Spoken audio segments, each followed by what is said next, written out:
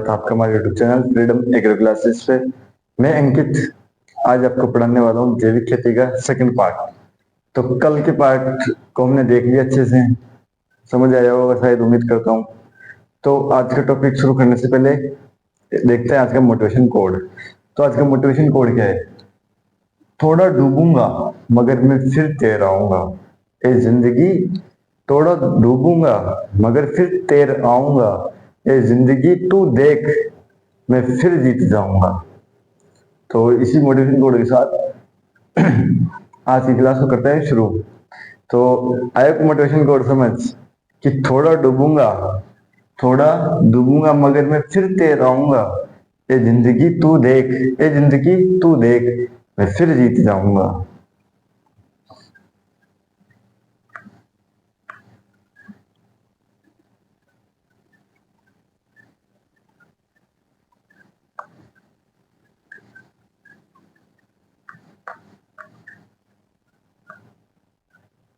तो कल अपन ने आईफोन की बात कर ली, जैसे बुक लुक जो बुक थी लुक टू द लैंड, उसकी बात कर ली, और जैसे कई सारे वैज्ञानिक देखे। तो आज देखेंगे कि भारत के अंदर जैविक खेती की शुरुआत कैसे हुई। क्या देखेंगे? क्या देखेंगे? जैविक खेती।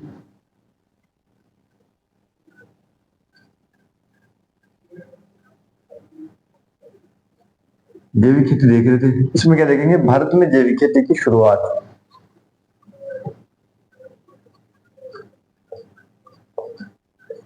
भारत में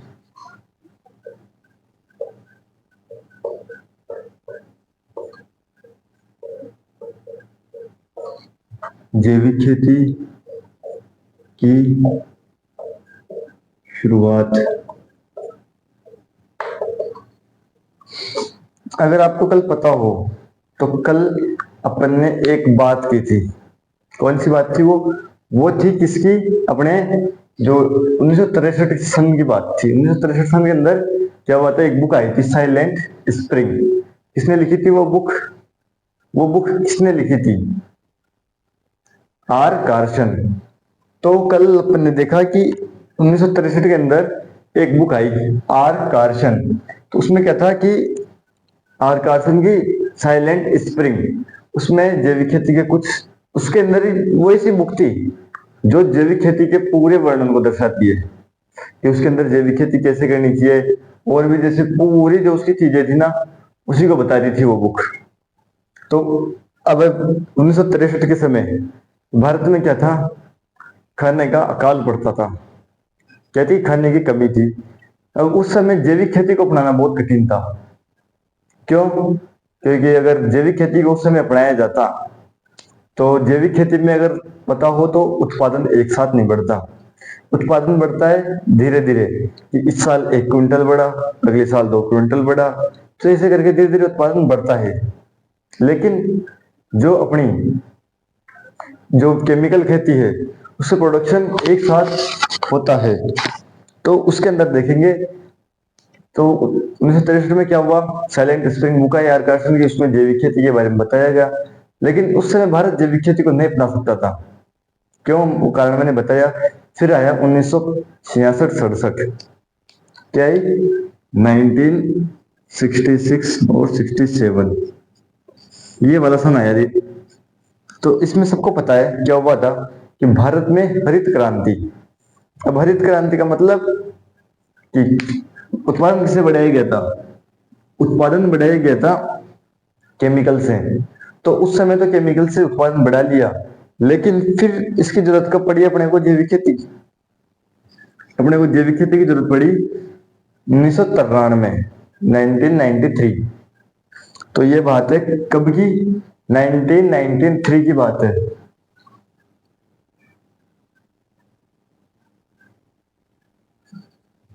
1993 की बात है। अब वो बात क्या है कि जो भारत सरकार के जो कृषि मंत्रालय था, जो भारत सरकार का जो कृषि मंत्रालय था, उसने जैविक खेती के अध्ययन की आवश्यकता को समझा। क्या समझा? कि जैविक खेती के जो अध्ययन उसकी आवश्यकता क्यों है, उसको समझा, और जो 4 ऐसे बोर्ड बनाए। ये बोर्ड तो वो पहले से बने हुए थे, लेकिन उनको एक दूसरी और शक्ति प्रदान कर दी। कौन सी? कि वो जो जैविक खेती करेंगे ना, उनको उनको प्रमाणित यानी कि उनको सर्टिफिकेट देंगे जैविक खेती करने वालों को। तो प्रमाणीकरण का काम शुरू कर दिया उन चार संस्थाओं ने। तो क्या हुआ 1993 1993 में भारत के कृषि मंत्रालय ने जैविक खेती के अध्ययन व प्रमाणीकरण का कार्य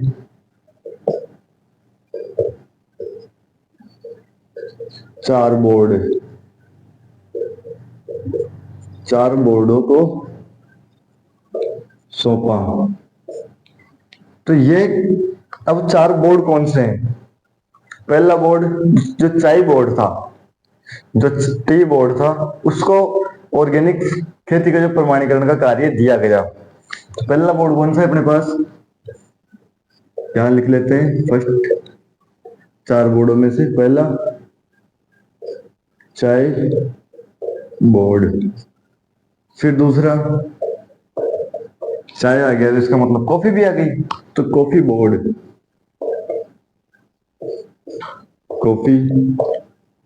बोर्ड। तीसरा मसाला बोर्ड, स्पाइस बोर्ड, मसाला बोर्ड। और चौथा अपेडा।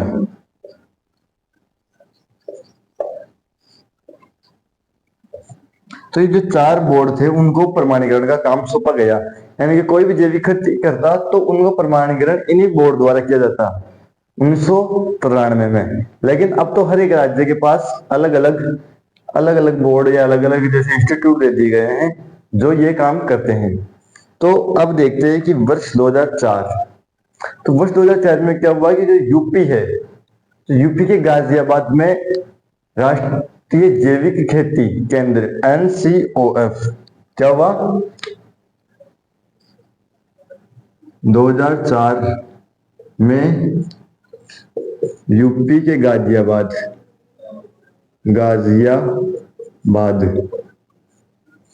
में क्या हुआ NCOF national centre of organic farming जैविक खेती, राष्ट्रीय जैविक खेती केंद्र। तो क्या शुरू किया गया यूपी गाजियाबाद में? राष्ट्रीय जैविक खेती केंद्र। राष्ट्रीय जैविक खेती केंद्र NCOF, इंग्लिश में national centre for organic farming. क्या है? राष्ट्रीय जैविक खेती केंद्र। तो क्या हुआ ये शुरू किया गया कब? 2004 में यूपी के गाजियाबाद जिले से। अब फिर इसमें चेंज किया गया कब? 2022 में। कब? 2022 में। 2022 में नाम परिवर्तन इसका NCOF। अब नाम परिवर्तन करके क्या रखा गया इसका नाम रखा गया NCONF। क्या जोड़ दिया गया? NCONF,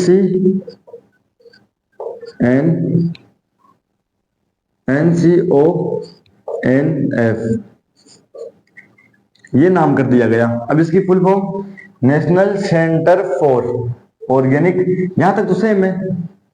तो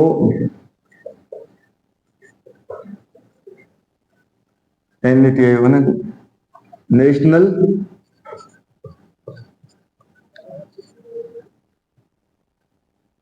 centre for organic and natural farming क्या ऐड कर दिया गया इसमें? नेचुरल फार्मिंग को भी ऐड कर दिया गया, प्राकृतिक खेती जो पिछले जमानों से चलती आ रही है, परंपरागत खेती, वो भी क्या कर दी गई? ऐड। अब जो ये NCONF है, इसके 5 जगह मुख्यालय खोले गए भारत में। कहा? 5 जगह क्षेत्रीय कार्यालय या रीजनल ऑफिस क्या खोले गए? NCONF के 5 क्षेत्रीय कार्यालय, NCONF के 5 क्षेत्रीय कार्यालय, रीजनल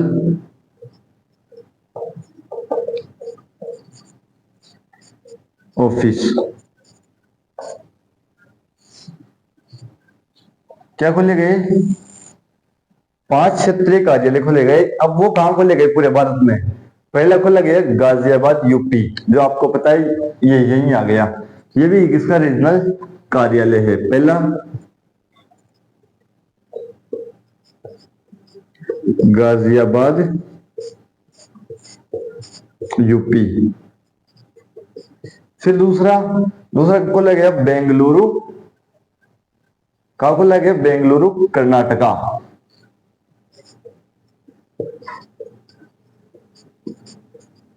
बेंगलुरु कर्नाटक। और तीसरा खोला गया इसका भुवनेश्वर उड़ीसा, भुवनेश्वर उड़ीसा। फिर चौथा कार्यालय कहां खोला गया? नागपुर महाराष्ट्र। और पांचवा इम्फाल मणिपुर। चौथा नागपुर और पांचवा इम्फाल।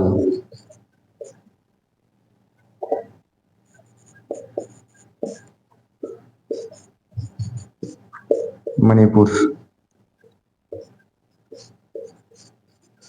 अब मेरे को बताओ, जो गाजियाबाद यूपी है वो भारत के कौन से यानी कि कौन सी दिशा की तरफ पड़ता है? अगर इसमें मैप में देखा जाए तो ऊपर यानी कि इसका जो जोन होगा किसका? गाजियाबाद यूपी का। कौन सा जोन होगा? North zone. तो यानी कि किस जोन का कार्यालय है? North zone. फिर बात करते हैं अपन बेंगलुरु कर्नाटका। तो बेंगलुरु ये किधर का पार्ट है? कि अपन ने मूवी अब देखी है, साउथ की मूवी, तो कौन सा पार्ट है? South part. तो साउथ जोन, ये साउथ जोन का रीजनल कार्यालय। फिर भुवनेश्वर उड़ीसा, ये किधर किधर पड़ता है? ईस्ट जोन में। तो ये ईस्ट जोन का पार्ट है, ईस्ट जोन। फिर नागपुर कहां पड़ता है? नागपुर पड़ता है कहां पे? Waste and central. नागपुर पड़ता है वेस्ट एंड सेंट्रल जोन। और आखिरी और फाइनल मणिपुर इम्फाल, ये कहां पड़ता है? North east.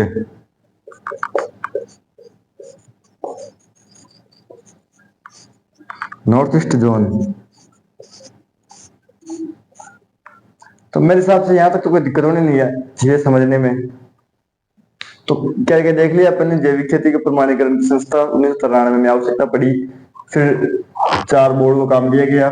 4 बोर्ड, चाय बोर्ड, कॉफी बोर्ड, स्पाइस या मसाला बोर्ड और एपेडा। फिर गाजियाबाद में NCOF शुरू किया गया, उसका 2022 में नामकरण चेंज करके NCONF रखा गया। NCONF के 5 क्षेत्रीय कार्यालय, क्या है? 5 क्षेत्रीय कार्यालय। अब थोड़ा यही देख लेते हैं कि भारत का प्रथम जैविक राज्य कौन सा है? क्या देखेंगे? भारत का प्रथम जैविक राज्य,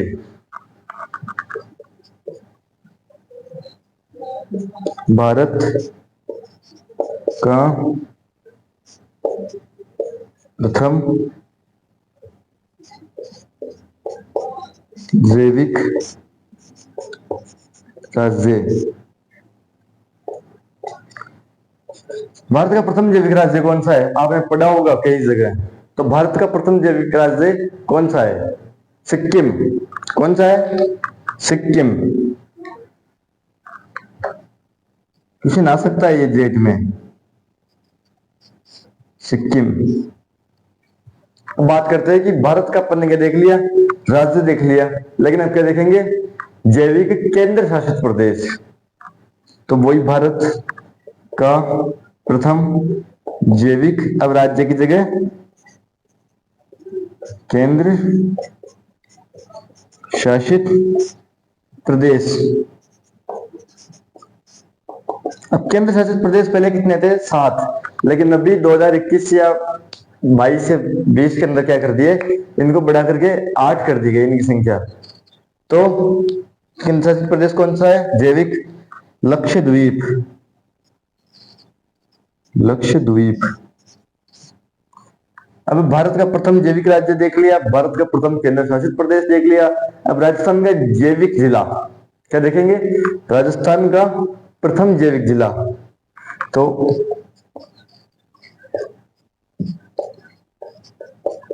राजस्थान का प्रथम जैविक जिला। अब राजस्थान का प्रथम जैविक जिला कौन सा है? ये तो बहुत इजी है, डूंगरपुर। सबने सुन रखा होगा मेरे हिसाब से। तो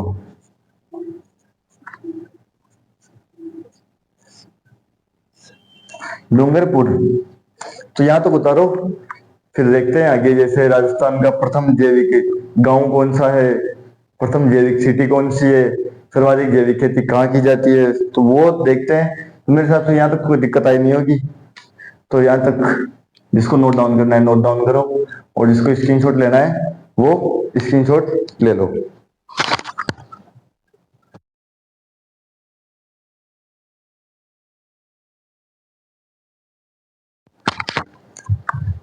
वहां तक क्लियर नोट डाउन।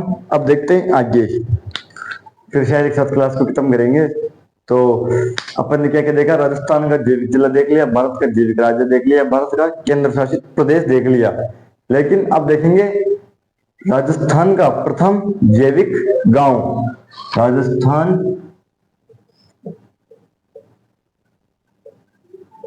राजस्थान का प्रथम जैविक गांव तो कौन सा है? राजस्थान का प्रथम जैविक गांव कौन सा है? दादिया जयपुर। कौन सा? दादिया जयपुर। जयपुर। अब देखते हैं, ये तो हुई जैविक गांव की बात, लेकिन राजस्थान में एक ऐसा भी जैविक गांव है जो प्रथम तो नहीं है, लेकिन इतना विकसित जैविक गांव है वो, जिसको international international certification of organic farming, जैविक खेती का अंतरराष्ट्रीय सर्टिफिकेट या प्रमाणीकरण दिया जा चुका है उस गांव को। तो क्या लिखेंगे? राजस्थान का प्रथम जैविक गांव जिसे अंतरराष्ट्रीय जैविक खेती प्रमाणीकरण दिया गया हो, इसमें लिखेंगे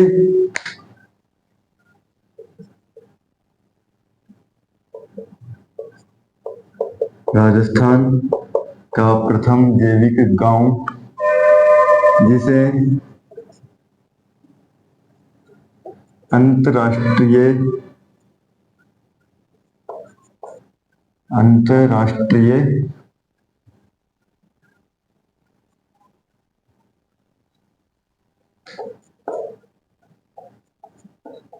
अंतरराष्ट्रीय जैविक प्रमाणीकरण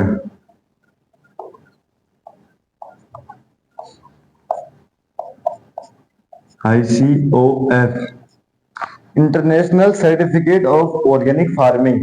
जैविक खेती का क्या दिया गया है? उसको सर्टिफिकेट दिया गया है उस जैविक गांव को।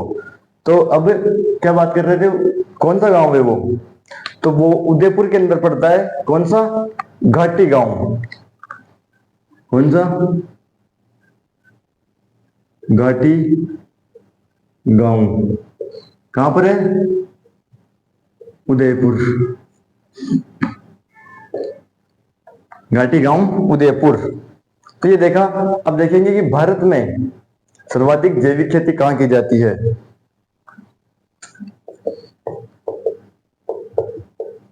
भारत में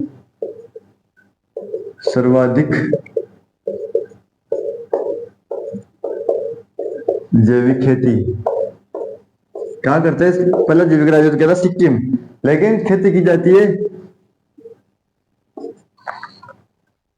मध्य प्रदेश। कहाँ की जाती है, मध्य प्रदेश। तो ये अपन ने क्या देखा, प्रथम चीजें देख ली। अब देखेंगे क्या कि राजस्थान में जैविक खेती के लिए प्रमाणीकरण संस्था, क्या देखेंगे, राजस्थान में जैविक खेती के लिए प्रमाणीकरण संस्था। तो देखेंगे,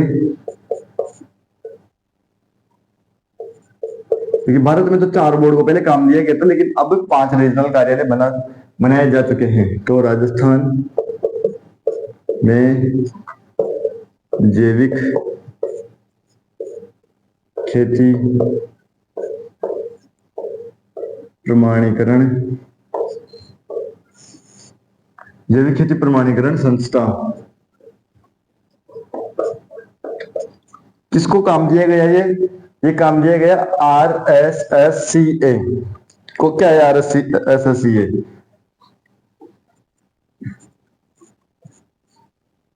राजस्थान स्टेट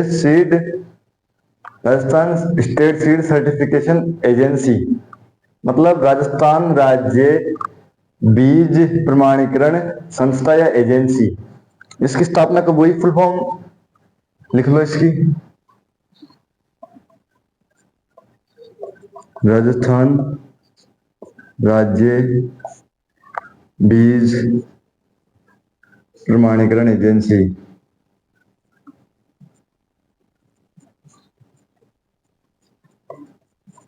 स्थापना 1977, कहां पर, जयपुर। जयपुर के अंदर इसकी स्थापना की गई, कब, 1977 में। फिर 24 अगस्त 2005 को जैविक खेती प्रमाणीकरण का काम दिया गया इसको, यानी कि 2005 से ये जैविक खेती जो लोग करते हैं उनको भी सर्टिफिकेट देने का काम कर रहा है। कब से, 24 अगस्त 2005 से जैविक खेती प्रमाणीकरण का काम कर रहा है। तब इसको काम सौंपा गया और फिर इसका नाम बदल करके क्या कर दिया गया, इसका नाम बदल के कर दिया गया Rajasthan state seed and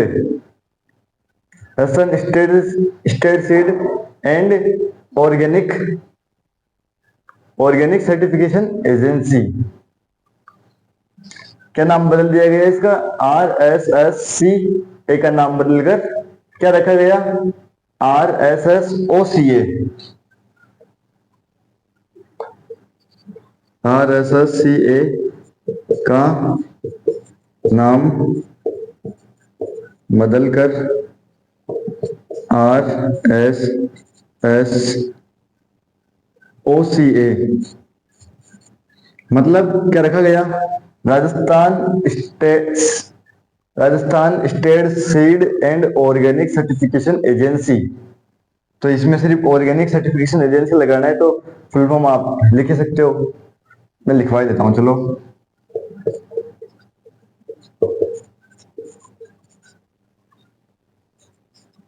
Rajasthan state seed and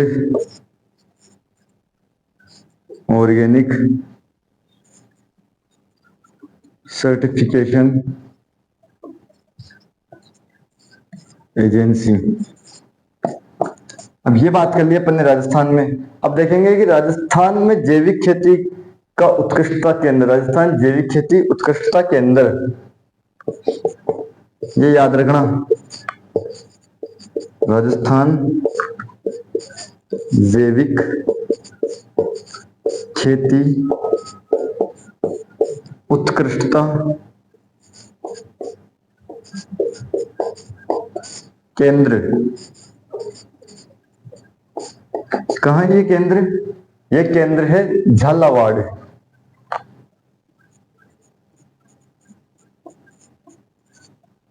Jhalawar.